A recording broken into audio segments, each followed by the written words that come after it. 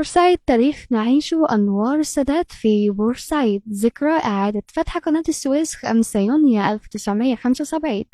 هنكمل الاحتفالات، سواء الاحتفالات الجماهيرية قدام المحافظة دي اللوحة التذكارية. كل الشكر والتقدير لصفحة بورسعيد حكاية عشق.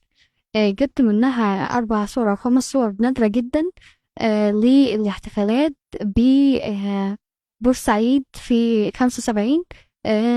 فيها صور لابن شاه إيران، فيها الصورة التذكارية اللي كانت قدام المحافظة، اللوحة اللي كلنا صورنا عندها بس للأسف مش عارفة شالوها ليه.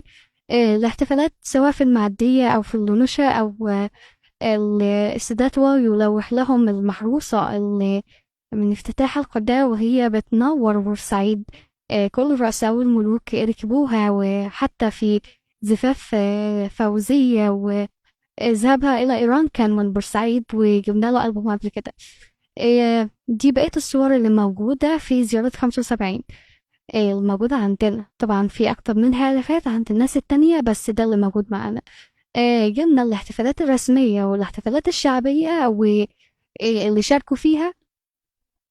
طبعا كل الشكر والتقدير اللي أمدونا بالصور علشان نستعيد بعض اللحظات وذكريات المجد في تاريخ بورسعيد المدينة الباسلة.